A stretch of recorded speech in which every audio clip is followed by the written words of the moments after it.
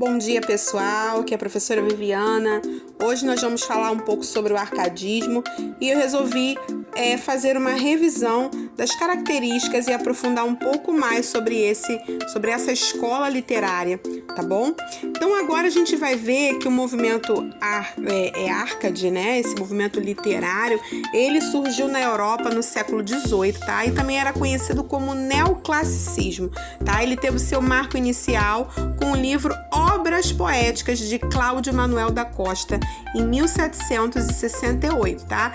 Existe uma tendência estética produzida na época, né? E os representantes da cidade de Vila Rica, tá? Em Ouro Preto, em Minas Gerais. Bom, qual é o contexto histórico do arcadismo? O arcadismo, ele vai falar um pouco, né? Ele vai dialogar com a Inconfidência Mineira, né? E muitos poetas neoclassicistas ou árcades, eles eram líderes, né, desse movimento. A obra, né, a obra dos árcades brasileiros está dividida em poemas líricos, obras satíricas e literatura épica.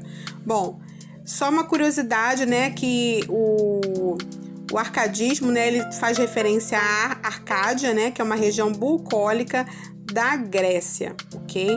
Essa foi a inspiração poética aqui no Brasil. Bom, aqui no Brasil, como eu falei para vocês, o arcadismo ele vai surgir a partir da segunda metade do século XVIII, tá? É muito importante a gente lembrar a divisão dos tipos de poesia. Então, nós temos poemas líricos, obras satíricas e também a literatura épica. Outra coisa importante é que existe uma apropriação, né, de temas típicos europeus, tá bom? Vamos ver algumas outras características do arcadismo. Bom, o arcadismo, ele vai exaltar a natureza, tudo que diz respeito à natureza. E os autores, eles vão fazer uso de pseudônimos, tá? De pastores gregos e latinos, ou seja, como se fossem apelidos, nomes falsos, tá? Para se referir, né, à vida bucólica, né? Aquela vida do campo, né? Aquela natureza, né? Vamos dizer assim, intocável, né? Agora, a gente vai falar também sobre algumas características, alguns lemas dentro do arcadismo. Muito importante a gente mostrar também, né, o contexto histórico de onde começou lá na Itália, tá? Esse contexto histórico que veio da região da Grécia Antiga, dominada por esse tal de Deus Pan, né, que os pastores, né, acreditavam nesse Deus Pan, né, e eles viviam de modo simples, se divertiam, né, faziam disputas poéticas, celebravam o amor. Esse era o contexto histórico do arcadismo, tá? Na Itália sofreu essa influência, teve essa influência também da Grécia Antiga. Mas vamos falar também do Brasil, né? Porque no Brasil a gente vai ter uma transição do barroco, né, com o arcadismo. E essa transição, ela vai começar, né, com o Cláudio Manuel da Costa, que ele vai ter uma inspiração falando já sobre a natureza brasileira. Bom, quais são os principais autores, como a gente está vendo aí? São Tomás Antônio Gonzaga, né, que ele é autor do nosso clássico Marília de Dirceu, e também da revolucionária Carta, né, as Cartas Chilenas, que vai fazer uma crítica também ao governo, né, de Minas. Cláudio Manuel da Costa, Basílio da Gama, que escreveu o livro Uruguai, né? E a Santa Rita Durão, autora de Caramuru. A maioria desses que eu estou citando agora são produções épicas, tá?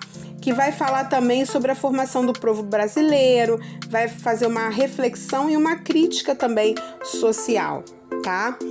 É importante a gente falar que essas obras épicas foram as primeiras na nossa história, tá? As primeiras da nossa história. Eu quero falar também sobre os lemas, né, do arcadismo. Nós temos como lemas os fugire, né? Fugire urban, que é a fuga urbana, né? Que vai trabalhar essa questão do homem, né, falando sobre os aspectos negativos da cidade, que a cidade é cheia de ilusões, cheia de conflito, enfim. Nós temos a questão do carpe diem, né, de aproveitar o dia. O homem precisa viver a sua plenitude na vida simples, na vida do campo, sem necessidade de muitas coisas.